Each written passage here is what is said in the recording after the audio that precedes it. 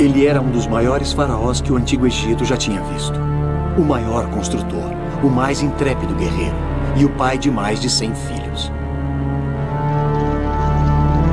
Novas evidências agora sugerem que ele também era o faraó sem nome do êxodo bíblico.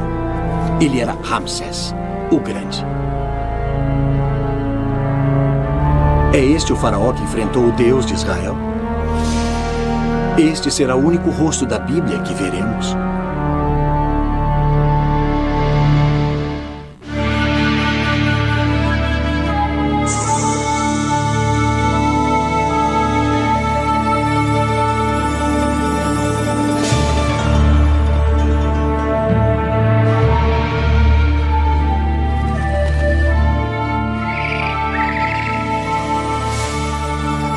Os grandes egípcios.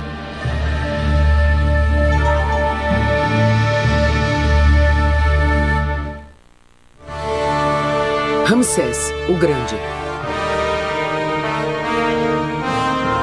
Os monumentos a Ramsés vão de suas colossais estátuas em Mênfis, ao norte, ao templo de Abu Simbel, no sul.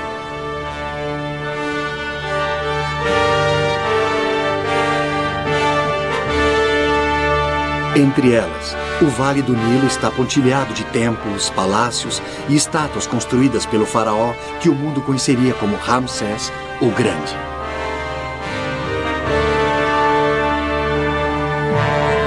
Ramsés travou a maior batalha que qualquer faraó já enfrentou.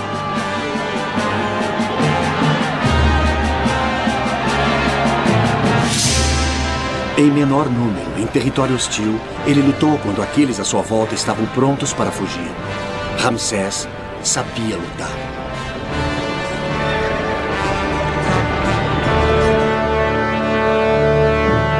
A única batalha que ele deve ter perdido foi aquela com o Deus dos israelitas.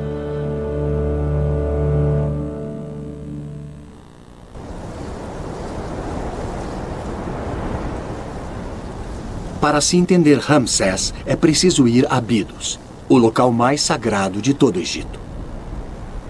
Durante centenas de anos, peregrinos traziam oferendas aqui para cair nas boas graças de Osíris, o deus dos mortos. Hoje, tudo o que resta das oferendas está neste monte. Potes, agora quebrados, carregados pelos peregrinos.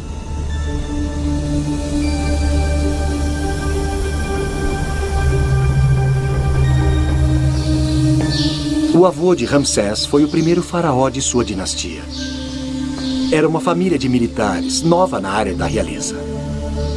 Então, quando Sete, o pai de Ramsés, quis mostrar que eles faziam parte do sistema, ele construiu um templo no solo sagrado de Abidos. Ele reuniu os melhores artesãos da terra para dar ao povo esta deslumbrante prova de que, mais uma vez, o Egito era grande.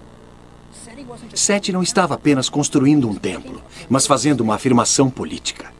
Você pode esperar grandes coisas de meu reinado.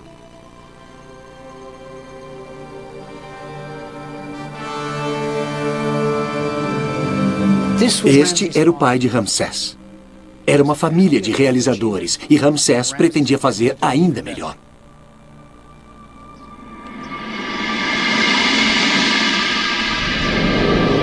E ele o fez.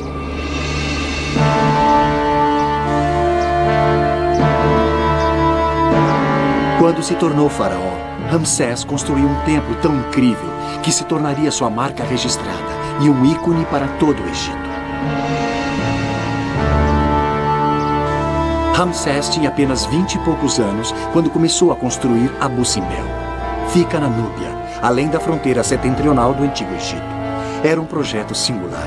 A maioria dos templos era construída de blocos de pedra que eram encaixadas e depois esculpidas. Abu Simbel foi esculpido numa montanha. Era preciso desenvolver novas técnicas de corte de rochas. Os artistas eram baixados do topo da montanha em andaimes para pintar uma gigantesca grade que servia de guia para os escultores, que então esculpiram 4 estátuas de 20 metros e meio de Ramsés sentado em seu trono. Mas por que construir um monumento tão incrível num lugar tão remoto? Lá nunca havia uma população egípcia grande o bastante para orar no templo. Era pura propaganda. Ramsés queria que todos o temessem. A Núbia era a fonte de ouro do Egito e o templo era uma grande advertência aos núbios sobre o poder de Ramsés. Qualquer um que velejasse até o Egito vindo da Núbia passaria pelo templo com suas 4 colossais estátuas de Ramsés sentado ao trono. Mas se um núbio parasse para visitar o templo, logo na entrada ele daria de cara com impressionantes entalhes de cativos, muitos deles núbios.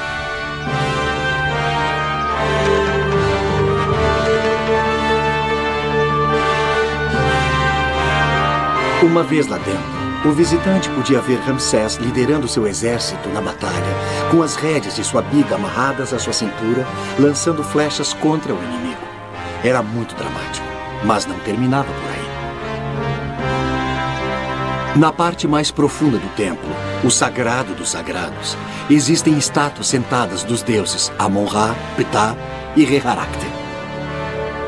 Junto com eles, exatamente do mesmo tamanho, está Ramsés, o Grande, um deus entre os deuses. Que ego enorme, não? E Ramsés não parou com um só templo em Abu Simbel. Ele construiu um segundo templo para sua amada rainha Nefertari. Eles se casaram na adolescência e ele realmente a adorava. Acima da entrada de seu templo, ele mandou fazer uma inscrição chamando-a de Aquela para quem o sol brilha. Bonito, não?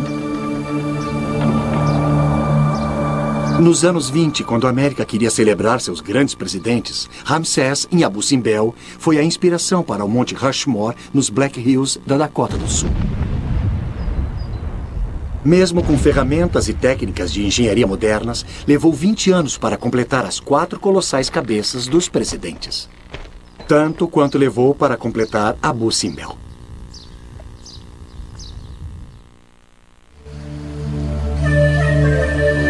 Ramsés iniciou seu reinado com ímpeto de atividade.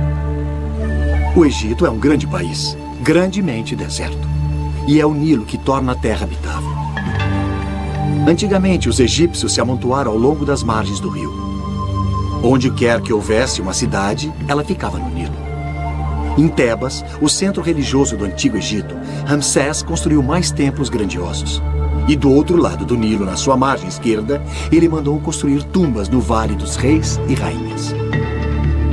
Mas a verdadeira capital do poder sempre foi em Mênfis, cerca de 648 quilômetros mais ao norte, perto da moderna Cairo. Era aqui que se governava o país. Quando Ramsés assumiu o poder, ele transferiu a capital para uma área chamada o Delta, cerca de 160 quilômetros ao norte de Mênfis. Aqui, o Nilo se ramifica em 2 tributários e toda a terra se torna exuberante e verde. Mas Ramsés não mudou a capital por causa do clima. Veja, ele era um militar e foi um motivo militar que o levou a construir uma cidade chamada Ramesse, no norte. Era o lugar ideal para lançar ataques militares. A Síria ao norte e a Líbia ao oeste, os tradicionais inimigos do Egito.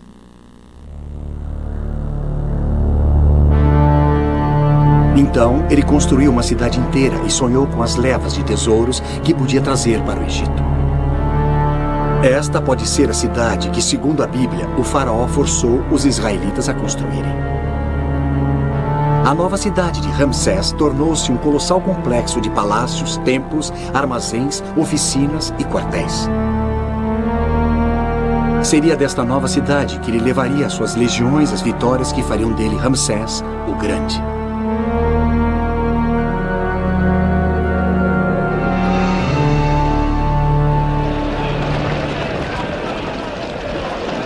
Quando tinha 25 anos, Ramsés era o líder do maior exército profissional que o mundo antigo já tinha visto. Impressionante, não? O exército era constituído de infantaria e aurigas. A infantaria tinha mais de 20 mil homens. Suas armas eram a acha de armas, a lança e a cetoura. Na Guerra das Bigas, maniabilidade era o segredo do jogo. As bigas tinham de ser leves, então quebravam com facilidade e poucos homens sobreviviam. Cada biga era puxada por 2 cavalos e carregava 2 homens, um condutor e um arqueiro. O piso era feito de tiras de couro trançado, coberto por um pedaço de couro. Ele funcionava como um amortecedor e era uma plataforma relativamente estável, da qual o arqueiro podia lançar as suas flechas. Era como um carro esporte, uma carroceria leve, com muito motor.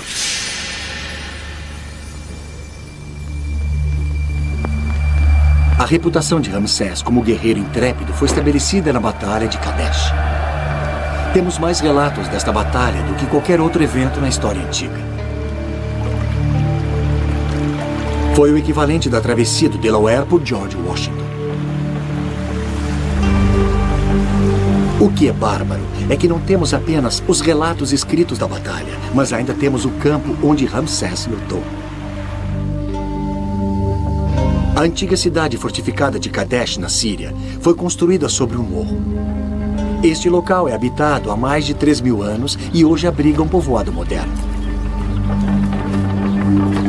Mas logo ele pode estar deserto. O sal no solo e a água fizeram com que a maioria dos habitantes abandonassem as suas casas. Agora, apenas alguns aldeões vivem no local que antes era uma área estratégica do antigo Oriente Médio.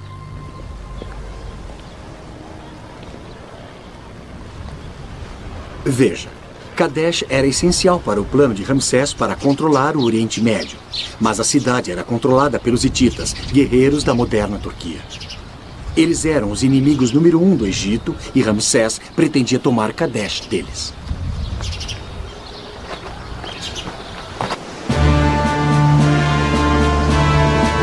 Então, no segundo mês de verão, no 5º ano de seu reinado, 20.000 soldados seguiram Ramsés para fora do Egito. Eles planejavam tomar Kadesh e todo o território à sua volta. Os soldados foram divididos em 4 divisões de 5.000, e cada divisão tinha o nome de um deus do Egito: Amon, Ra, Ptah e Sutek. Enquanto Ramsés saía com sua biga dourada, com seu exército estendendo-se por quilômetros atrás dele, ele não tinha dúvidas sobre a sua iminente vitória. Ramsés nunca tinha estado perto da derrota. Logo, Kadesh certamente seria sua. Ramsés o Grande estava liderando a mais poderosa força militar que o mundo já tinha visto. Eles passaram rapidamente por Gaza, indo para o norte em direção a Canaã, passando pela Galileia. Quando entraram na Síria, teriam visto enormes áreas verdes com flores silvestres desconhecidas no Egito. E à distância, montanhas cobertas de neve. Provavelmente foi a única vez que algum deles viu neve.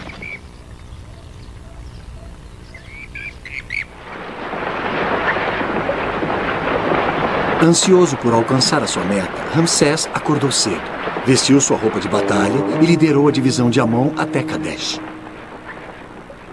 Estendendo-se por quilômetros atrás dele estavam outras 3 divisões. Quando Ramsés se aproximou do rio Orontes, 2 membros da tribo local se uniram à comitiva. Eles disseram a Ramsés que o rei hitita Matualas, ao saber que Ramsés estava se aproximando, tinha fugido com seu exército 193 quilômetros para o norte em direção a Alepo. Para o jovem Ramsés, isso parecia perfeitamente sensato. Ansioso pela vitória, acompanhado por uma única divisão, a de Amon, ele correu direto para Kadesh com suas 3 outras divisões, tentando alcançá-lo. Jovem e arrogante, ele deixou a maior parte de seu exército para trás. Ramsés decidiu acampar em um outeiro, onde ele teria uma visão clara da cidade fortificada. No dia seguinte, ele pretendia tomar Kadesh e todos os seus tesouros. Era bom demais para ser verdade. Enquanto montavam um acampamento, os sentinelas de Ramsés pegaram 2 espiões hititas e os torturaram para contarem a verdade. Ramsés tinha caído numa armadilha. Matualas esperava por ele na floresta, atrás de Kadesh, com 40.000 soldados. Enquanto Ramsés e seus oficiais faziam planos de emergência, os hititas atacaram.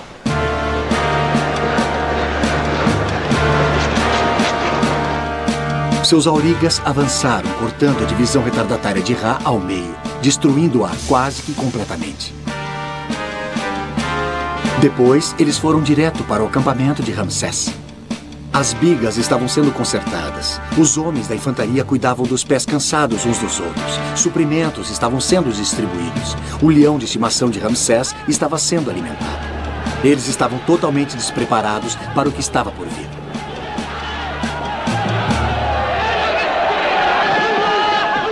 Atravessando a barreira de anteparos egípcios que formavam um círculo à volta do acampamento, as bigas hititas surpreenderam soldados cansados.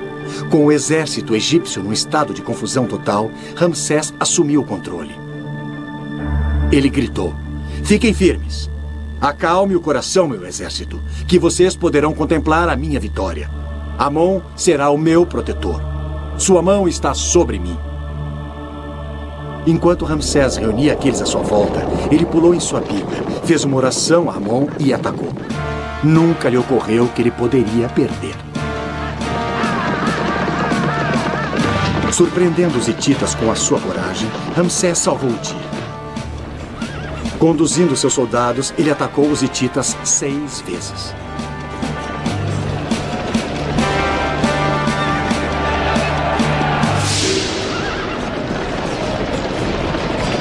Finalmente, as bigas hititas foram forçadas a fugir para o outro lado do rio. Matualas, esperando que suas tropas de infantaria atacassem, ficou surpreso ao ver a sua companhia de bigas recuando para o outro lado do rio. Um príncipe de Alepo engoliu tanta água ao tentar escapar que ele teve de ser suspenso pelos calcanhares para ser esvaziado.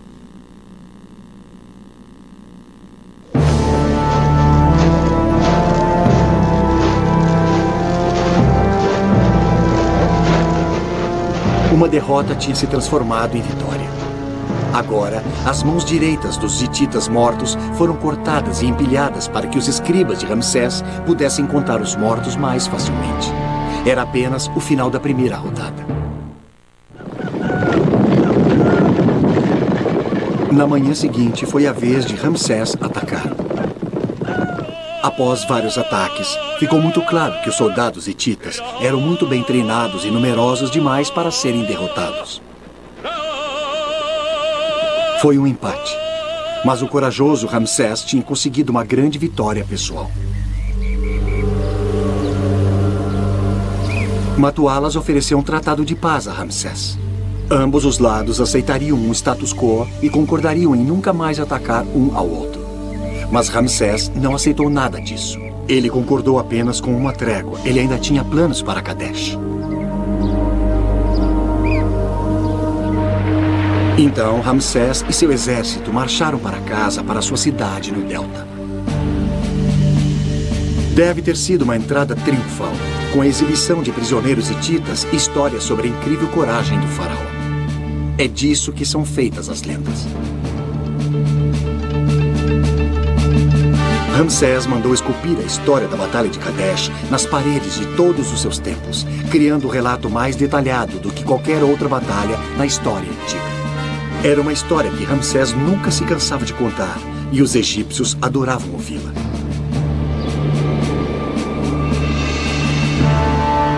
Mas breve, ele teria nas mãos um tipo de batalha completamente diferente. Uma batalha com o Deus dos israelitas.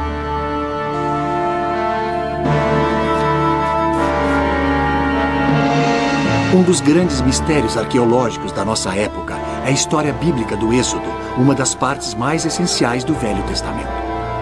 Supostamente, 600 mil israelitas deixaram o Egito. Mas não há nenhuma evidência arqueológica para apoiar este fato. E um dos personagens centrais da história pode ser Ramsés, o Grande. Mas ela realmente aconteceu? Segundo a Bíblia, os israelitas morando no delta tinham se tornado muitos. Na tentativa de controlá-los, o faraó estava forçando os israelitas a construir as cidades Armazém de Pitom e Ramesse, onde os suprimentos do exército eram armazenados.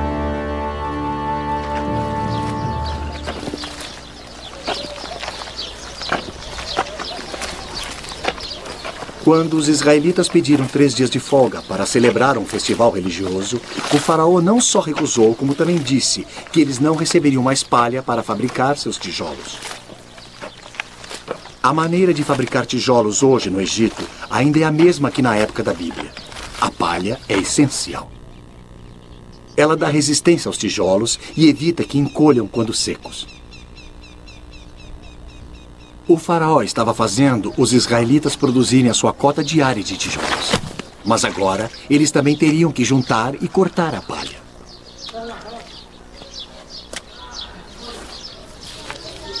As cidades egípcias eram construídas de tijolos de barro, milhares deles. Quando Moisés, o líder dos israelitas, e seu irmão Arão pediram para o faraó deixar o seu povo partir, ele recusou. Para mostrar o poder do Senhor, Arão fincou seu cajado no solo e ele se transformou em serpente. O faraó não se impressionou e seus magos fizeram exatamente a mesma coisa. Aparentemente, era o velho truque da serpente que todos conheciam.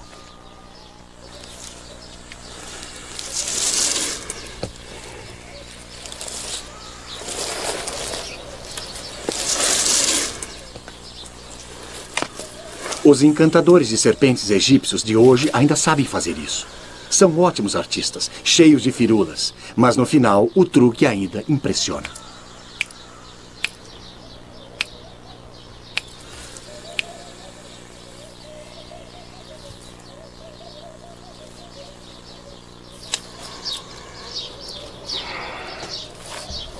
O encantador de serpentes enrola a serpente em volta de um cajado e ela fica imóvel. E a sua cabeça parece ser a ponta do cajado.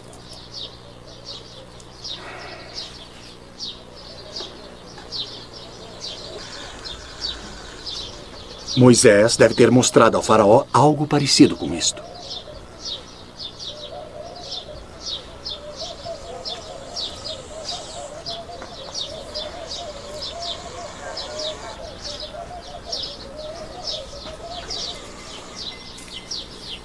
Quando a serpente é devolvida ao chão, ela se reanima e se ergue.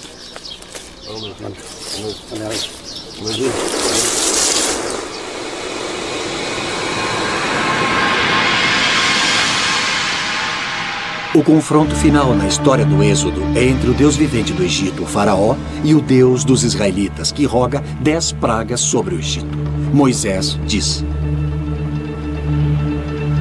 Beberei eu a água do rio com o cajado que tenho em minha mão.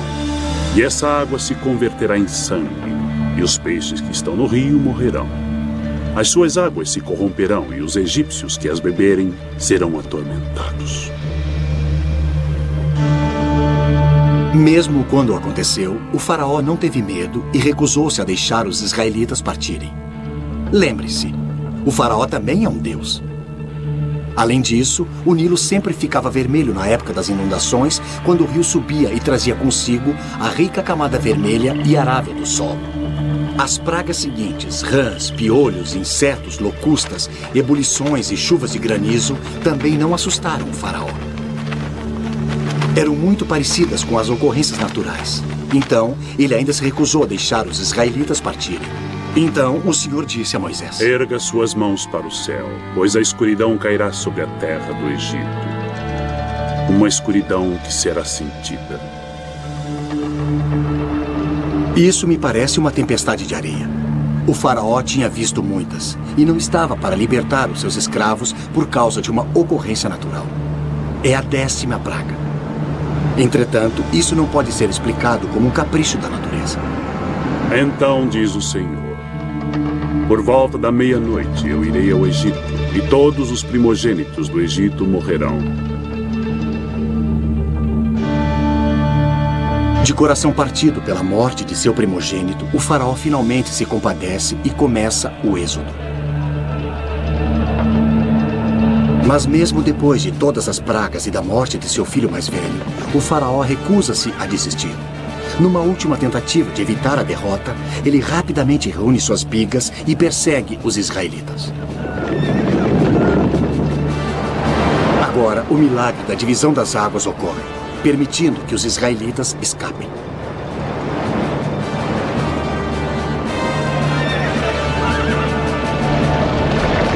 Durante a perseguição, o exército é engolido pelas águas. O faraó finalmente fora derrotado. A rota mais fácil para os israelitas escaparem para a Terra Prometida era através de uma região chamada Mar de Reeds. Ainda está lá. Na verdade, parte do canal de Suez o atravessa. Esta é uma área pantanosa onde as pessoas que estavam a pé podiam atravessar, mas as bigas ficariam presas na lama. E isso explicaria a história da Bíblia. Não é tão dramático, mas ainda assim é uma derrota para o faraó. No geral, o Êxodo é uma ótima história. Mas ela realmente aconteceu? Se havia israelitas no Egito e se houve o Êxodo, por que não está nos registros egípcios? Os egípcios registraram muitas guerras e batalhas em seus tempos. Mas se você ler os hieróglifos com atenção, você não encontrará nenhuma derrota. Os egípcios nunca registravam as derrotas. Para encontrar registros dos israelitas no Egito, você precisa voltar à Bíblia, a uma época antes do Êxodo, a época da história de José. É lá que você vai encontrar a nossa próxima pista para saber se o Êxodo realmente ocorreu. Segundo a Bíblia, um israelita chamado José foi vendido como escravo por seus irmãos que tinham inveja de seu manto de tecido colorido. José acaba no Egito e é injustamente acusado de atacar a esposa de seu mestre e é atirado na cadeia. Mas José tem uma habilidade que o salva. Ele sabe interpretar sonhos. Na prisão, ele interpreta corretamente os sonhos de seus companheiros de cela. O faraó acaba sabendo de sua habilidade. Veja, o faraó estava tendo sonhos que nenhum de seus sacerdotes conseguia interpretar. Ele viu 7 vacas gordas sendo devoradas por 7 vacas magras. E viu também 7 espigas de milho grandes sendo devoradas por 7 pequenas espigas de milho. José interpreta isso como significando que o Egito terá 7 anos de prosperidade, seguidos por 7 anos de fome. Baseado nesta interpretação, a economia do Egito para os 14 anos seguintes é planejada. Durante os 7 anos de prosperidade, o trigo é armazenado em grandes celeiros redondos, antecipando os iminentes anos magros. Quando a fome vem, ela atinge todo o Oriente Médio, e só o Egito é salvo da inanição. Agora, o legal é que o final desta história é verdadeiro, e tem um sabor egípcio. Os egípcios acreditavam que todos tinham sonhos proféticos. E se você quisesse que um sonho fosse interpretado, você vinha a um templo como este. O sacerdote iria até a biblioteca do templo e pegaria um papiro com uma lista de sonhos e a sua interpretação. Por exemplo, se você visse a si mesmo como um pigmeu, isso era ruim. Significava que metade da sua vida já tinha transcorrido. Mas José podia interpretar os sonhos que não estavam no livro dos sonhos. Seja lá quem escreveu a história de José, realmente sabia sobre o que estava falando.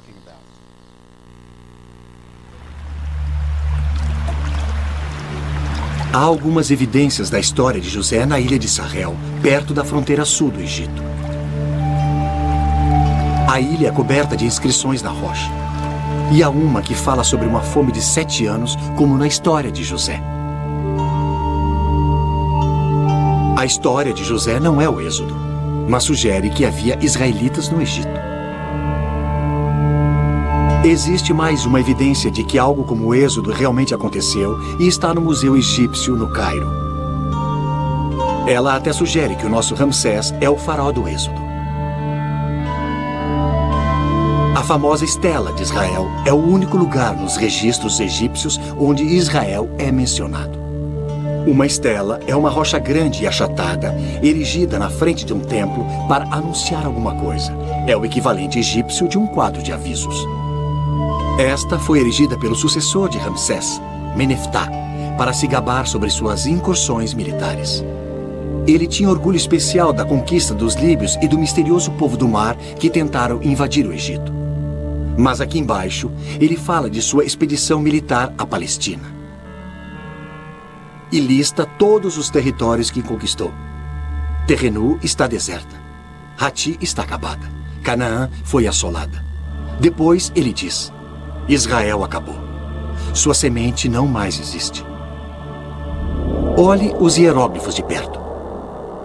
Todos os territórios conquistados terminam no hieróglifo com 3 saliências. São montanhas. É o sinal do país estrangeiro. Mas não Israel. Ele termina com o hieróglifo de pessoas.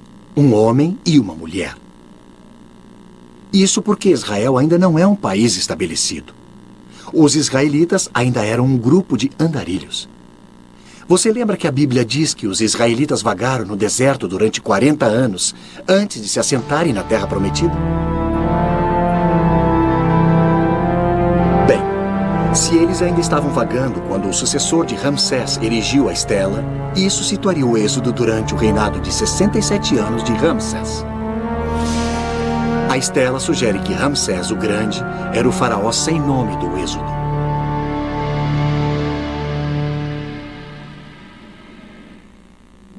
Ali está uma última pista de que Ramsés era o faraó do êxodo. E ela é dada por um de seus filhos. Em quase todo o templo que construiu, Ramsés mandou esculpir seus filhos nas paredes. Ele tinha muito orgulho deles.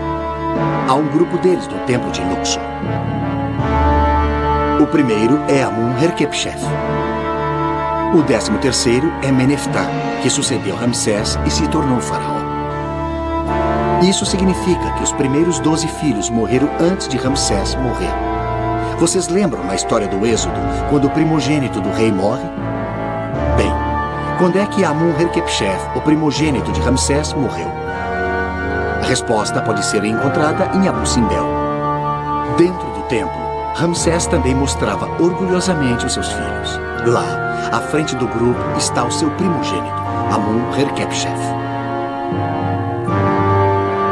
Ele estava vivo quando esta parede foi esculpida.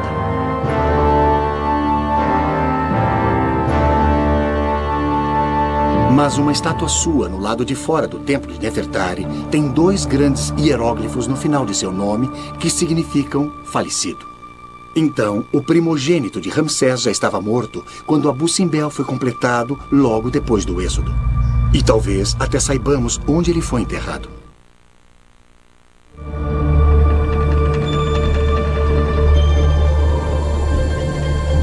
Todas as tumbas do Vale dos Mortos são numeradas e uma das tumbas mais comentadas é a KV5, Vale dos Reis 5.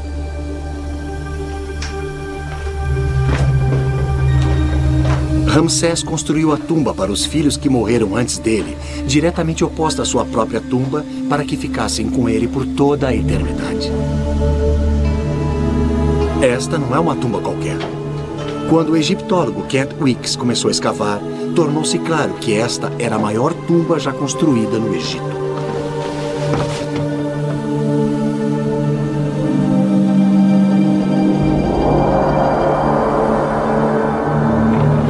Ela parece continuar infinitamente com centenas de pequenas câmaras.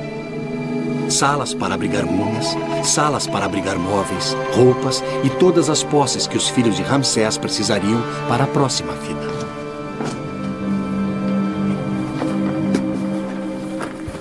Quando os investigadores começaram a esvaziar a tumba, encontraram bandagens de múmias e ossos e jarros que uma vez abrigaram os órgãos internos que foram mumificados. Eles também descobriram inscrições com os nomes dos filhos de Ramsés.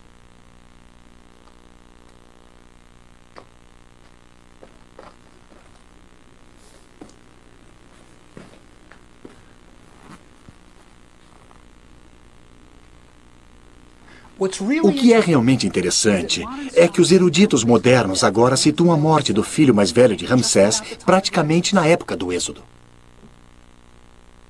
Não é impressionante que esta tumba provavelmente é o local de descanso do primogênito do faraó? O filho cuja morte culminou na saída dos israelitas para a Terra Prometida?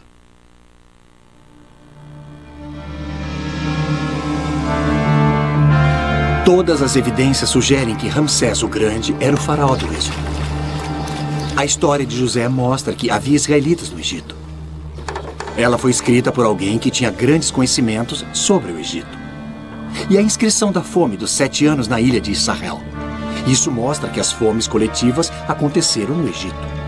Depois, na própria história do Êxodo, nos dizem que os israelitas construíram as cidades-armazém de Pitom e Ramesse no delta. E o delta realmente está coberto com os restos das cidades de Ramsés. Some-se a isso que o primogênito de Ramsés morre em 1262 a.C., a época do Êxodo, e começa a parecer que Ramsés foi o faraó sem nome. O Êxodo não aconteceu exatamente como está escrito na Bíblia, mas parece que algo aconteceu e que Ramsés estava bem no meio disso. É por isso que, quando olhamos para o rosto de Ramsés o Grande, provavelmente estamos olhando para um personagem saído diretamente da Bíblia. Este pode ser o rosto de um homem que realmente teria conhecido Moisés. Se Ramsés era o faraó do Êxodo, isso explicaria uma mudança radical em seu comportamento. A evidência dessa crise da meia-idade está escrita na parede de um templo para todos verem. E aqui está. É o primeiro tratado de paz da história do mundo, e é entre Ramsés e o rei Hitita. Tem tudo o que se pode esperar de um tratado moderno, de um pacto de não agressão, fim das hostilidades. Mas o termo do pacto mais importante é que Ramsés o Grande promete não invadir a terra dos hititas, nem tomar nada deles. Ele desistiu de Kadesh. Ele lutou por anos para ficar com Kadesh. Por que ele vai desistir de Kadesh agora? Eu acho que a resposta pode estar no Êxodo. Ramsés tinha sofrido a sua primeira derrota. Ele tinha perdido o seu primogênito. Isso pode ter sido mais do que ele poderia suportar. O êxodo e a morte de seu primogênito e outros filhos não eram as únicas tragédias que Ramsés teria de suportar. Abu Simbel foi terminado no 24º ano de seu reinado, e ele navegou o Nilo acima com Nefertari para dedicar o seu templo e o dela. Nenhum rei do Egito tinha construído algo semelhante a isso. De todas as suas esposas, somente Nefertari era sua amiga e companheira. Ela o acompanhava para todo lugar e aparece ao seu lado em todas as estátuas de seus templos. Esta seria a última viagem de Nefertari, aquela para quem o sol brilha. Ela morreu logo depois de seu retorno ao palácio do Delta. O Vale das Rainhas era chamado também de o Vale da Beleza. E lá Ramsés construiu a tumba mais bonita do Egito para Nefertari. Sua amada rainha está esbelta e elegante, pronta para entrar na próxima vida. Lá, ela assumiria o seu lugar de direito ao lado dos deuses.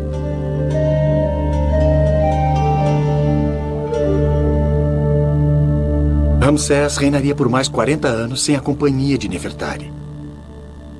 Desta época em diante, ele era um homem mudado. Ele nunca mais sairia do Delta para liderar seu exército em batalha. Seus pensamentos tinham deixado as conquistas e se voltado para a construção de tumbas e monumentos.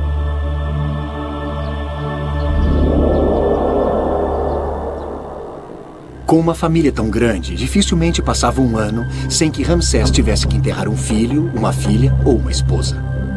Para criar as tumbas para sua família, Ramsés empregou toda uma aldeia de artífices, escultores, pintores, escavadores, supervisores, todos necessários para construir uma tumba real. Esta era a cidade onde eles moravam. É o equivalente a um condomínio moderno. 70 famílias viviam aqui, perto umas das outras. Todos sabiam da vida uns dos outros. Na verdade, sabemos mais sobre o que acontecia nesta aldeia do que sabemos sobre qualquer outra cidade antiga do Egito. Ainda temos os bilhetes que eles escreviam uns para os outros em cacos de cerâmica que eles usavam como papel de rascunho. Era uma comunidade muito ligada. Devido ao fato de morarem perto do Vale dos Reis, eles estavam um pouco isolados das outras aldeias. Eles estavam tão longe do Nilo que precisavam de um serviço de lavanderia para lavar as suas roupas. E eles permutavam as suas habilidades. Escavarei a sua cova se você pintar a minha tumba. Esse tipo de coisa.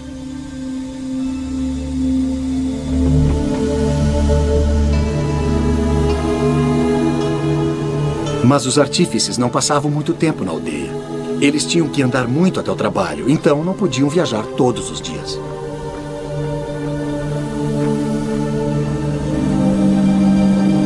Ainda se pode andar no caminho que eles faziam para o trabalho. Imagine-os andando em pequenos grupos de 3 ou 4, carregando suas ferramentas, conversando. Era uma bela caminhada. E quando chegavam ao topo, podiam ver todo o Vale do Nilo abaixo deles. Logo abaixo, eles podiam ver a construção do templo mortuário de Ramsés.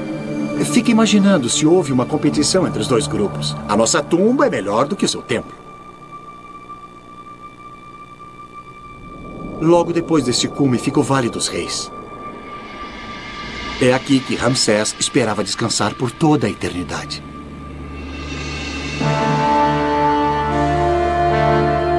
Após 67 anos de um reinado extraordinário, Ramsés o Grande morreu em seu palácio, o Delta.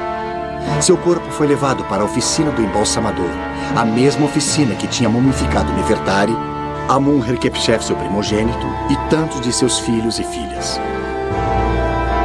Ele permaneceu lá por 70 dias.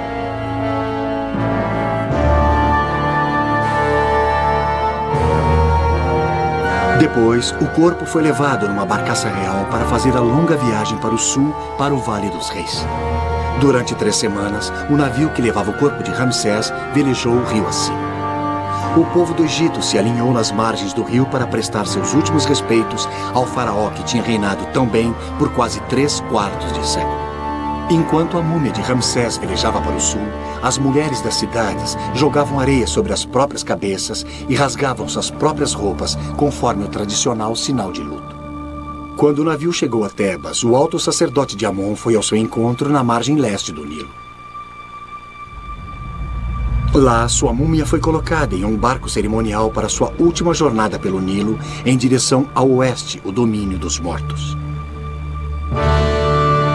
Quando o corpo chegou à margem oeste, ele foi transportado de trenó até o templo funerário de Ramsés. Lá, os sacerdotes recitaram as antigas orações. Ramsés agora estava pronto para se unir aos deuses. O trabalho na tumba de Ramsés tinha começado 67 anos atrás. Agora, ela estava pronta para receber a múmia de Ramsés. Como nas tumbas dos faraós que o antecederam, seu sarcófago de pedra foi lentamente baixado por um corredor, passando pelas escrituras sagradas das paredes que iriam acelerar a ida do faraó para a próxima vida. O livro dos portais, com todas as senhas para superar quaisquer obstáculos, e o mais importante, o livro dos mortos, para garantir a ressurreição no outro mundo.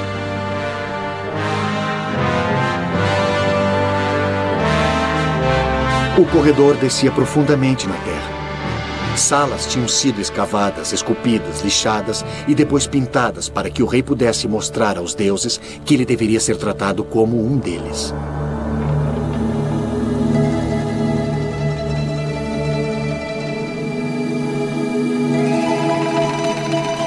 A verdadeira tumba de Ramsés já foi vítima de ladrões de tumbas e grandes inundações da ocasional torrente de chuva no Vale dos Reis. Mas ela ainda é digna de Ramsés, o Grande. Sua câmara funerária é a maior do Vale dos Reis e provavelmente continha o maior tesouro já reunido. Ramsés teve 67 anos como rei do mais próspero país da Terra, para reunir os tesouros de ouro que o levariam para a próxima vida. Esta sala, sem dúvida alguma, abrigava tesouros muito mais espetaculares do que aqueles de um faraó jovem como Tutancâmon. Quando Ramsés morreu, a maioria dos homens que haviam trabalhado na sua tumba já estavam mortos. Ramsés tinha reinado por 67 anos. Para a maioria dos egípcios, ele foi o único rei que conheceram. Quando Ramsés finalmente ascendeu aos deuses, o Egito chorou.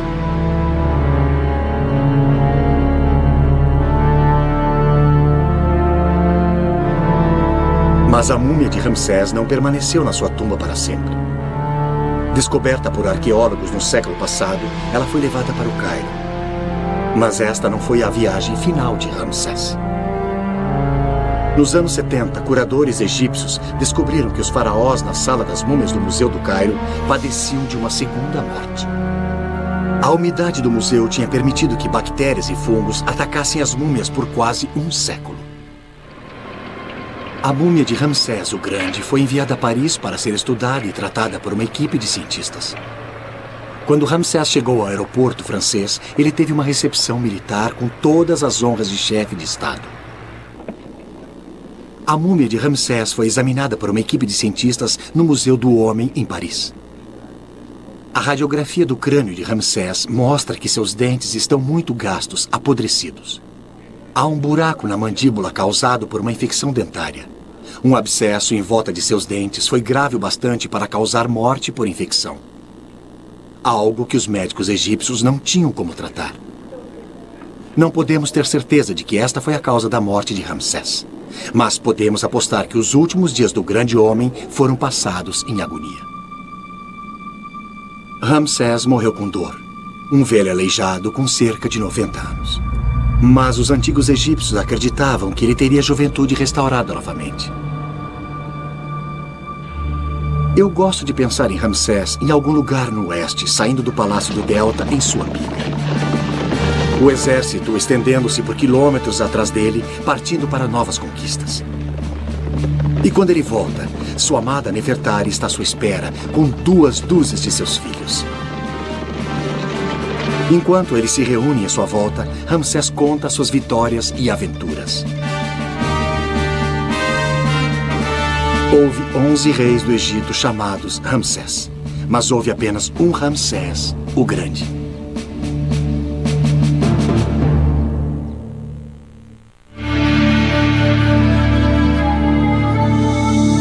Versão brasileira, Tempo Filmes, São Paulo.